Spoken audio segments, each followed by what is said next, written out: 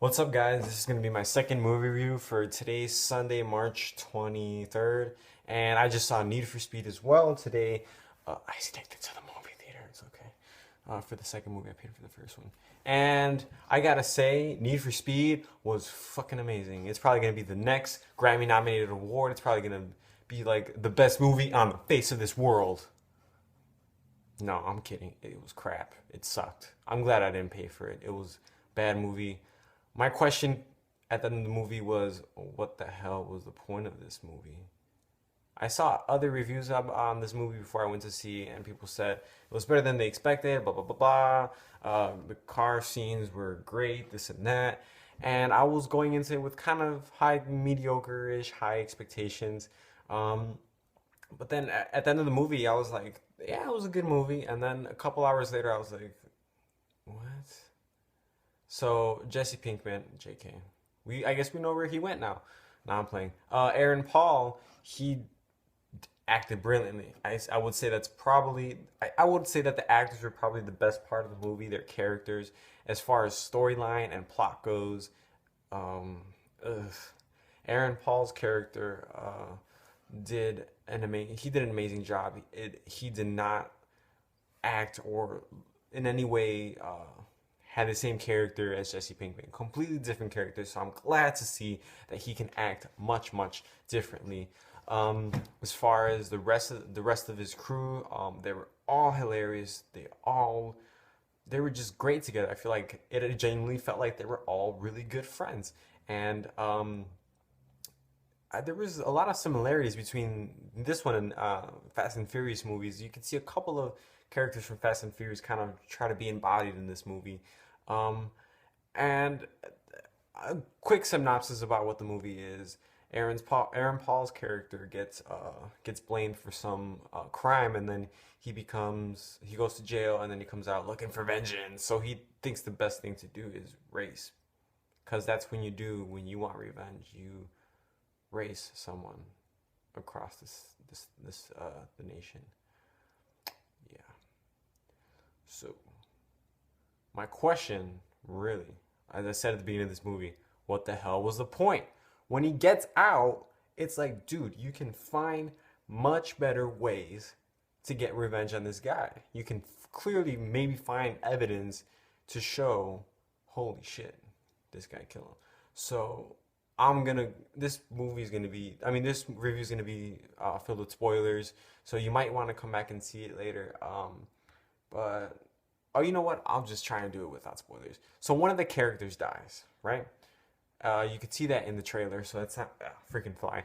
There's not really a spoiler there. One of the characters dies, and this character was lovable. He was amazing. He spent literally maybe 10 to 15 minutes of screen time, and I was invested in this character. I was like, hey, you're freaking awesome. You're awesome. You're a funny character. I like you. I want to see more of you. And then he gets blown up. And then there's a crying scene with Aaron Paul when he looks sad, and Aaron Paul pulled it off so amazingly. He did a good job on it. And then the other guy whom he was racing with, haha, proper English, kind of just leaves him, and he's like, oh, well, there you go. And then he frames him for it. After that, he comes out and he tries to get vengeance on this guy. And the first thing that he thinks of is, let me get this $2.7 million car, ask a rich guy who I sold it to before going to jail if I can borrow this car so I can go race him. I'm pretty sure there would be more important things you would think about as soon as you get out of jail. Anyways, this guy lets this convict who one of his crimes was stealing a car and committing manslaughter. He lets him borrow the car. Why? But apparently he sends this chick, this blonde English chick, to accompany him across, and then he gets his buddies who are like, yeah, let's take this road trip. And then you have one of the characters who has a helicopter, a plane, U.S. Army chopper, and all these crazy things. I'm like, dude, where the hell? He gets a news helicopter. I'm like, where the hell do you get all these things and not get in trouble for it? But he gets jailed at the end. Anyways, he breaks parole by leaving the state. That's the first thing, right? And then not only that, he tries to prove a point that there's something wrong with the car by getting into a police chase. dude, you can do it on your own without having to get a police chase. So he does all these crazy stunts, and then there's this one scene where he like flies a two-lane grasshopper thing. This he just like goes up a hill, up a ramp, flies over two lanes, and then just lands. And I'm like, how the hell did the suspension not break on that car? How did the front of the car not get smashed in? Because it clearly landed on an angle like, and what the hell? Okay, so then the movie is long as hell as well. It's like 2 hours and something minutes, and the majority of the movie is just Aaron Paul's character just kind of driving down, trying to get there. And then they get apparently the guy doesn't want him to race, so he sends a bounty on all of them to like bring in the car or something. So then you have people who want to get and the reward is a Ferrari. There's people who want a Ferrari, and they start shooting at him, and they try to pop his tires when he's going 100 miles per hour. And they're like, "Oh guys, don't kill them. We just need the car." No, but shooting at them is not trying to kill them, you know. Okay. Anyways, they get to the race. And in no point does it make sense that breaking parole and racing this guy is gonna prove anything. It's not until the end, close to the end of the movie, where they find evidence of the car that smashed into uh, other character's car who died. Pete was his name. That they find a dent in it, and they find like the scratch marks of the car, and it's blah blah blah. And great, now there's a reason why you would want to race him. But get this, he races with that car. What if the car gets totaled, and then your evidence is gone? What then? And apparently this race is like freaking is illegal.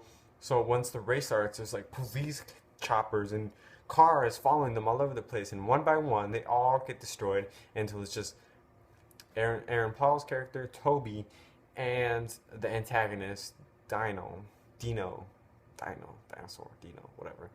And it's just them two, and then it just gets I'm just gonna stop there. Like, the movie was pathetic. It was horrible. I didn't understand what the hell was the point of the movie. It was 2 hours of my life that I wish I can get back. But you know, Aaron Paul did what he did. He was a good actor. He did great in it. And then I think Michael Keaton was in the movie as an announcer. He was annoying the hell out of me a lot.